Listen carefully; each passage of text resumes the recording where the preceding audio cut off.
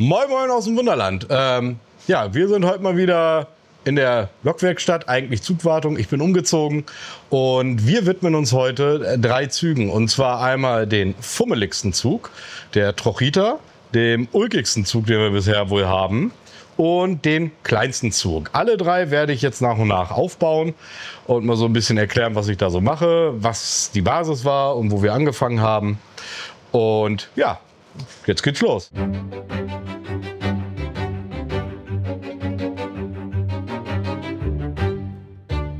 Anfangen werden wir heute mit unserer Trochiter. Die kennt ihr ja schon aus früheren Videos. Nun sind 1,5 Jahre in etwa schon bald ins Land gegangen und seitdem hat sich viel getan und auch neue Ideen kamen. Und einige davon werden wir jetzt umsetzen. Eine davon befindet sich hier in diesem Beutel. Der liebe Damian hat nämlich mir die Räder, hat er mir einen Nut drauf gefräst, damit wir da ein Haftrad drauf machen können. Denn wir hatten jetzt in der Vergangenheit häufiger das Problem, dass die Loks, wenn sie über die Anlage gefahren sind, ein bisschen verdreckt sind. Dass diese Gestelle, diese Achsen sich nicht mehr so sauber mitdrehen wollten, wie wir das wollten und sie sich dann dadurch an einer Stelle platt gefahren haben.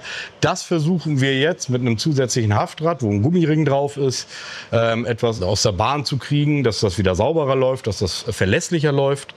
Und auch etwas an der Bauweise, wie wir sie aufbauen, wie sie zusammengeschraubt werden, hat sich geändert. Hier habe ich sie in allen ihren Einzelteilen liegen. Und diese Einzelteile erkläre ich euch jetzt mal eben, wie wir die alle zusammenbringen. Also wir haben hier vorne einmal den Kessel, den Dampfkessel. Dann den Unterboden. Da drauf kommt dann dieser wunderschöne Führerstand. Das wird an der Nahtstelle kleben wir es und von unten wird dann einmal der Kessel durch diese Platte gegengeschraubt. Das setzen wir dann hier auf unseren Unterbau. Der bekommt aber zuvor eine kleine Platine mit einem Widerstand, in dem Fall 10 Kiloohm, an dem wir dann hier vorne nämlich in der kleinen Nase hier die LED zum Leuchten bringen. Was wir dann zudem noch tun, ist hier an dem Untergestell einmal dieses Rad, wie besprochen, zu wechseln, dass wir das Haftrad aufziehen können.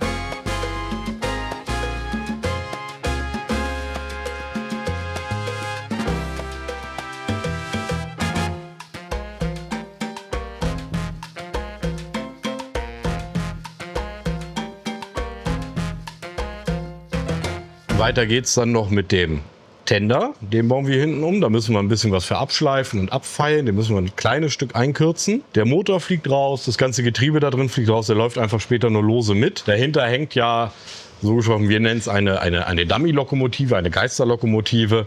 Und das, was eigentlich aussieht wie die Lokomotive, hat gar keinen Antrieb, sondern wird nur über die Anlage vor sich hergeschoben.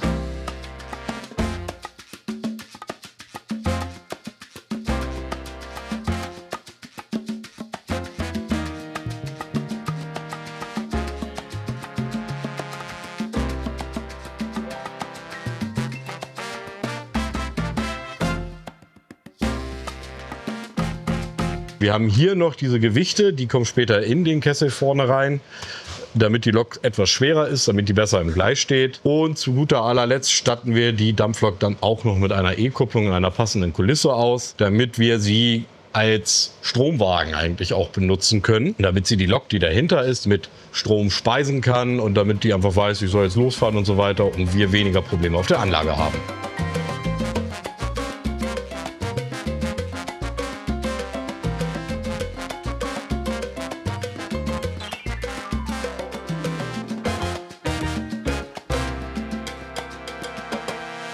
Unsere Trochiter ist jetzt fertig geworden. Die wird jetzt demnächst zum Leitstand kommen, wird dann dort eingemessen und wird dann die schon vorhandenen Züge in unserem Patagonien-Abschnitt verstärken. Und ich werde euch jetzt weiterhin zeigen, wie wir jetzt diesen kleinen gelben hier aufbauen. Der wird auch digitalisiert, wird ein Powerpack bekommen und wird noch eine LED-Beleuchtung bekommen. Das Powerpack nutzen wir einfach dafür, dass er kleine stromlose Stücke ein bisschen besser überbrücken kann, wenn da mal ein bisschen Schmutz auf den Schienen ist. Und in den Bau nehme ich euch jetzt mit.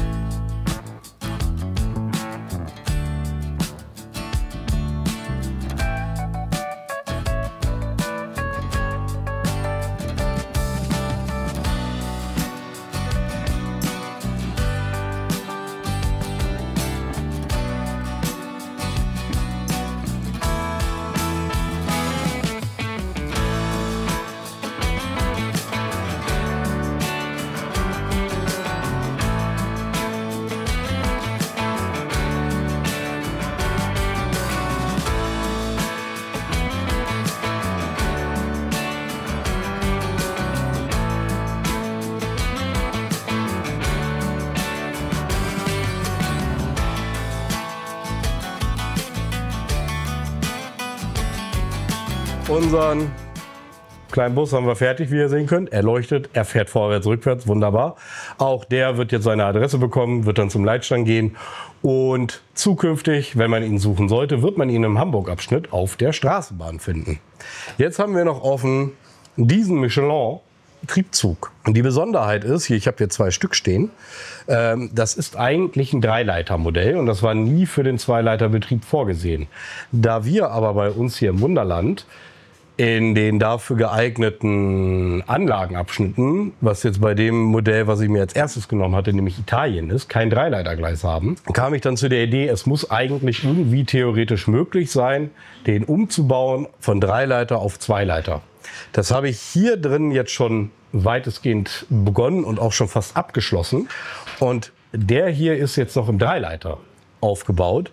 Und was ich da wie verändert habe und wo vielleicht auch einige Teile herkommen, das würde ich euch jetzt noch erklären. Und was man vielleicht schon sehen kann, ist, wenn man sich diese Räder genauer anguckt, dann sieht man eigentlich, wie groß hier bei diesen, also wenn so ein bisschen Schatten fällt, kann man das sehen, hier vorne aus diesem Winkel heraus, wie groß bei diesen schon dieser Spurkranz ist und wie bedeutend kleiner der eigentlich hier ist, was schon daraus resultiert natürlich, dass ich hier in dieses Modell bereits Zweileiterachsen eingebaut habe. Das heißt, diese Achsen sind einseitig isoliert. Diese Radscheibe, die hier diesen Kunststoffring hat, die hat zum Beispiel hier vorne dann die Besonderheit, dass ich hier quasi ein kleines Kupferfähnchen habe, was hier an der Seite Spannung abnimmt. Selbiges geschieht hier hinten. Diese Feder ist, glaube ich, eine ursprüngliche Stromabnahmefeder von Trix. Dann geht es hier hinten eigentlich rein, wo auch ja, die ganze Arbeit drin stattgefunden hat, mehr oder minder.